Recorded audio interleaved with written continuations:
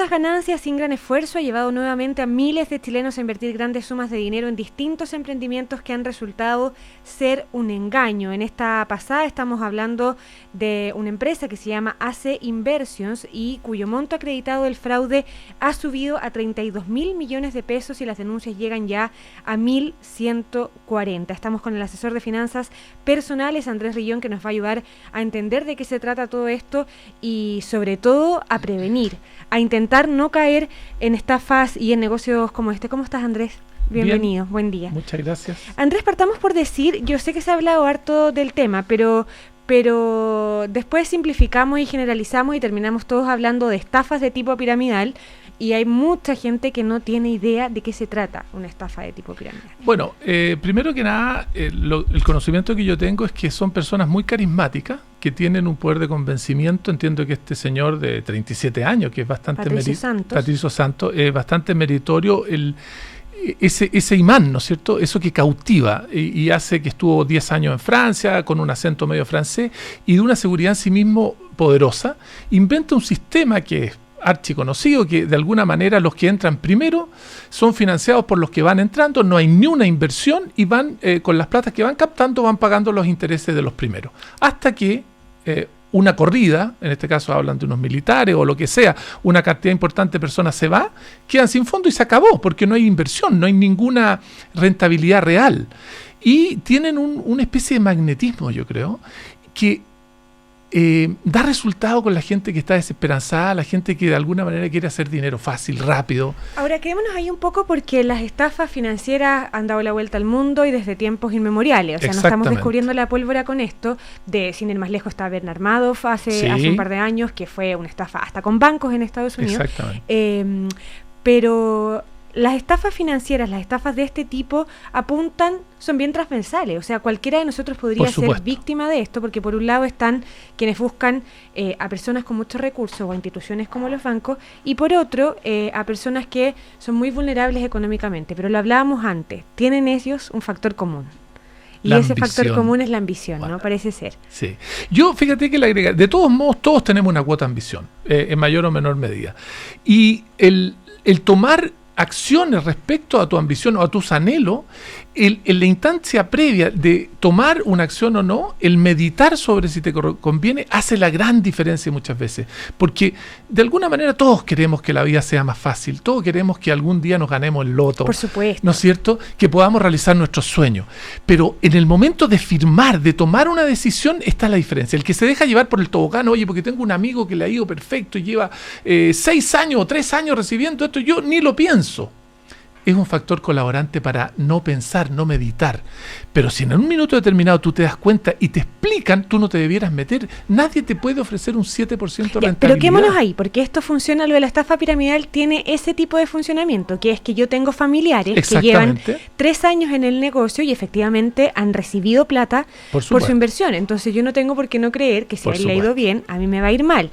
Más allá de eso, primer factor, me convenció. Un tío me dijo, ¿sabes qué? Métete porque quieres viajar, no sé, cualquier cosa.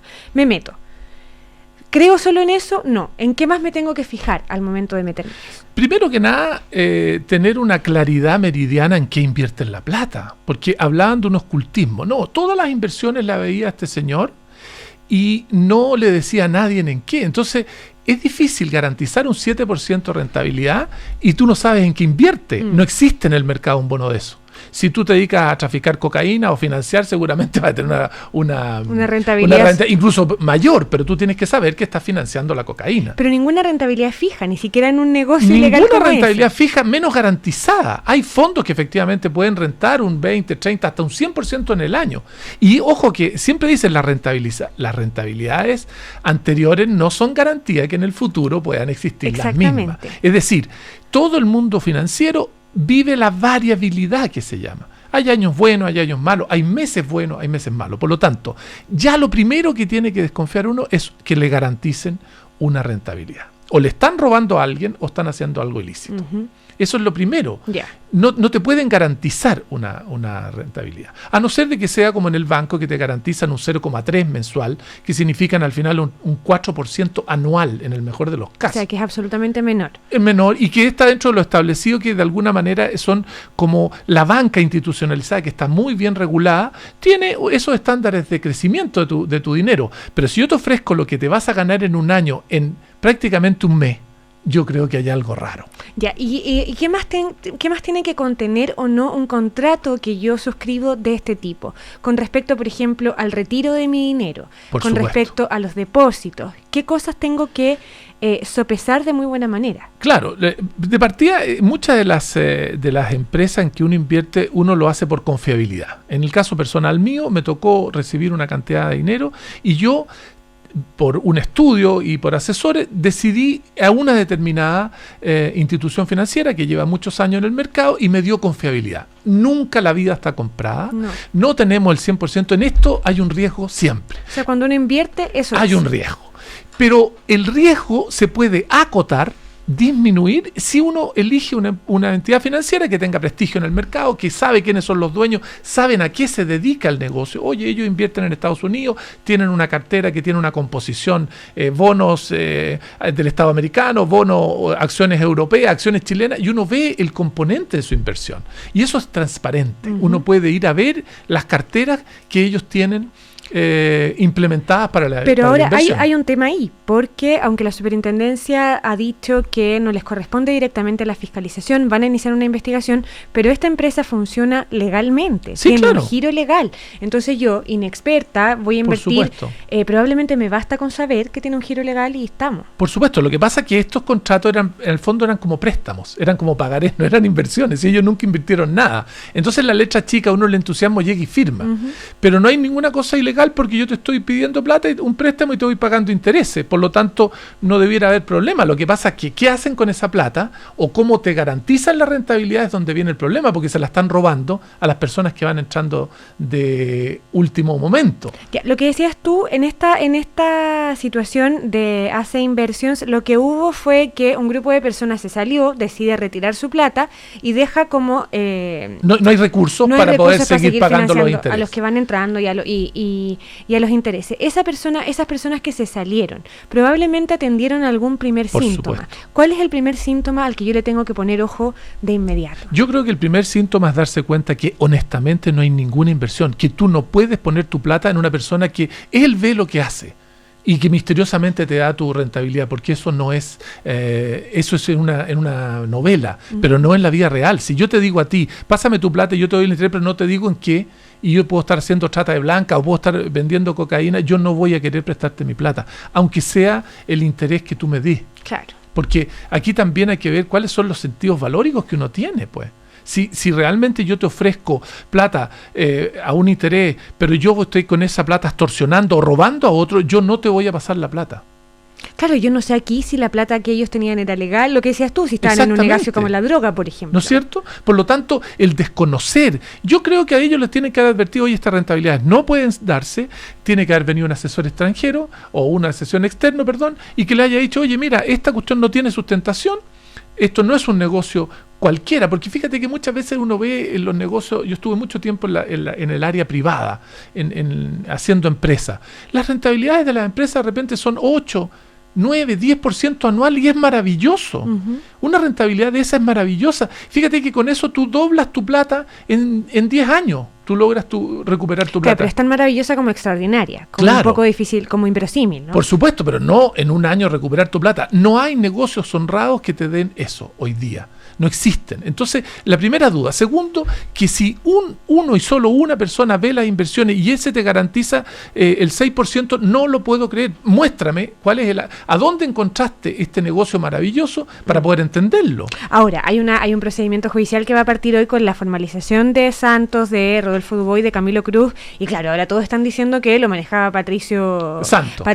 Habrá que ver qué tan real era, porque en medio de un proceso judicial están todos tratando de defenderse y de salvarse. Yo te quería hacer otra pregunta. Cuando uno piensa en una empresa como esta, ¿cómo ganaba la empresa. ¿Qué ganaba Patricio Santos en este caso con tener una empresa como esta donde no había inversión y donde además la plata que iban recibiendo la iban entregando en intereses? No ganaba nada. Suponte tú, vamos a hacer un ejemplo sencillo. No, nada. Tener una empresa así? No, ganar plata. ¿Por qué? Mira, supongamos que tengamos 100 millones de pesos. ¿Ya? 100 millones de pesos.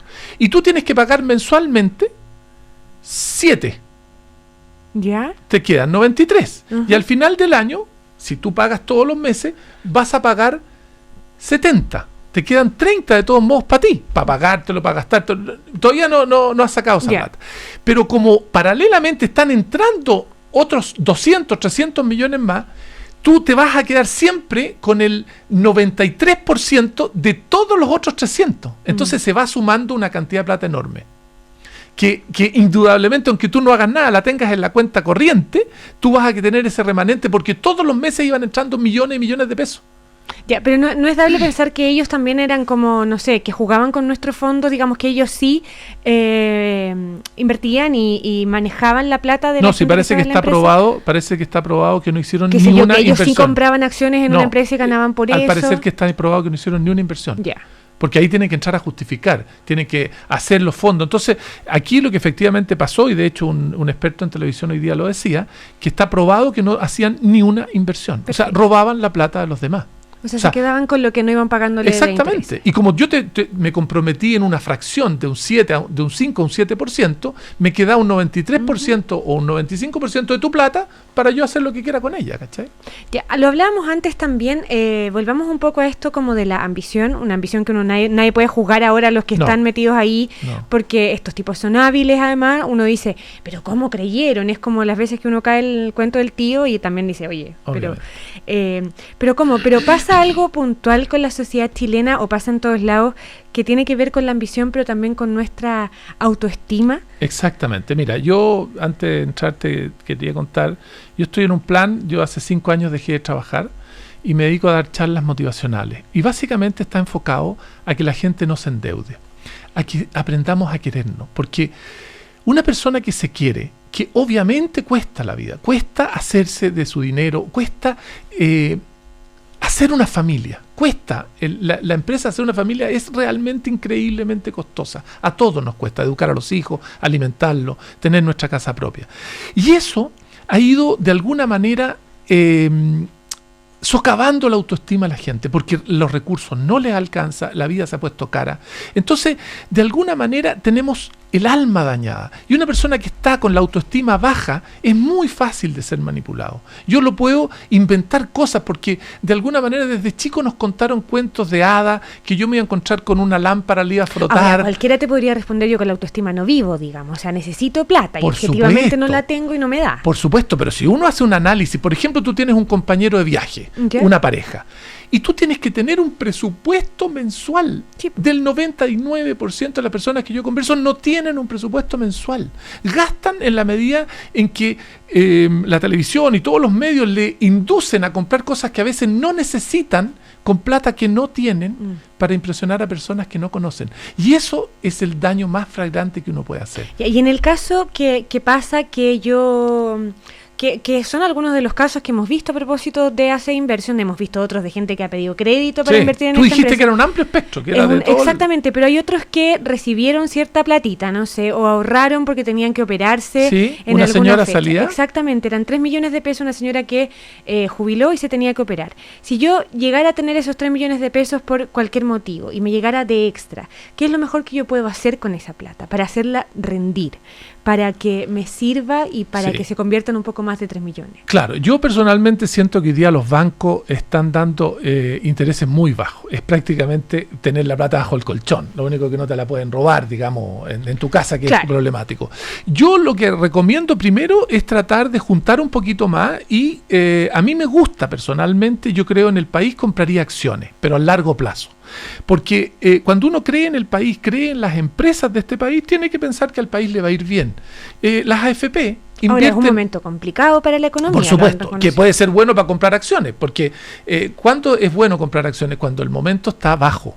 porque cuando está alto obviamente es más difícil porque es más caro. Sí, claro. Pero si yo creo en este país, yo creo que las políticas van a redundar en que el país de aquí a unos años empieza a repuntar, bueno, esos 3 millones se pueden transformar, si yo invierto en empresas que tienen rentabilidad en el futuro, pueden transformarse en más. Pero hoy día, con esos montos tan pequeños de plata, cuesta hacerlos rendir. A no ser que además esa señora tenga, por ejemplo, un pequeño negocito, por ejemplo, haga empanada. Yo prefiero eso que de repente tenerla en el banco. El incentivo de los... Que era otra de sus alternativas, ella misma lo contaba. Obvio. Dejé de poner un negocio porque por ya supuesto. Trabajo por mi edad que tengo. No porque 3 millones en el banco prácticamente es nada. Mientras que si tú, por ejemplo, con esos 3 millones te dedicas a hacer cúgenes y los vendes, o te dedicas a hacer empanadas o chaleco, le puedes sacar una rentabilidad mucho más alta. Lo que sí tiene que haber es un trabajo, que asociado a tu capital tienes que ponerle trabajo, que es lo que se premia finalmente. Ya, pero ese trabajo con la misma plata que tengo, o sea, claro. Poner esa plata en juego. Pero como son bienes, por ejemplo, si yo hago chalecos y yo invierto 3 millones en chalecos, a lo menos tengo la plata ahí y los podré liquidar y me darán 2.700.000 si acaso me va mal. Pero yo puedo sacarle razonablemente 3,5 millones y ya me quedo con 500 lucas de ganancia y así voy haciendo más. Es decir, le voy inventando con un valor agregado a mi trabajo, que es el trabajo que se premia. Perfecto. Pero cuando cada vez que... y las otras formas de inversión que han estado sobre la mesa, los fondos mutuos... También son... Porque son instrumentos que tienen porque hay distintos fondos mutuos, con más adversión al riesgo, con menos adversión al riesgo, y esos están todos tabulados y te muestran en una empresa que se dedica a captar dinero, todas las posibilidades, los distintos fondos mutuos, cómo se componen, y eso te dice, oye, esto ha rentado en el pasado tanto, tiene una cartera muy alta en acciones que son muy volátiles, otra en fondos fijos, y otros que tienen un componente mucho más de poco riesgo y de menos fondos variables. Entonces uno puede elegir ahí un poco el traje a la medida de su riesgo tal cual. Personal. Claro, porque a veces el riesgo es un poco menor, pero voy juntando plata y no voy perdiendo. Sí. Aunque vaya ganando, no sé, de 20,000 pesos. Lo que sea. Pero no hay que hacerse ilusiones, que la poca plata que juntemos es muy difícil de doblarla cuando uno se mete en el sistema financiero o ganar mucha plata. Es probable hacerla cundir si es que yo la adiciono a un trabajo determinado, a una empresita.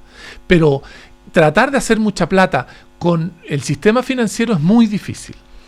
Recordar entonces que Patricio Santos, Rodolfo Dubois y Camilo Cruz serán formalizados a las 11 de esta mañana por el presunto fraude a 5.000 inversionistas en lo que hemos llamado este caso AC Inversions. Andrés Rillón, asesor de finanzas personales, estuvo con nosotros tratando de explicarnos qué debemos hacer y qué definitivamente no. Muchas gracias, Andrés. Gracias. Que te vaya muy bien. Buen día. Ya. La pausa.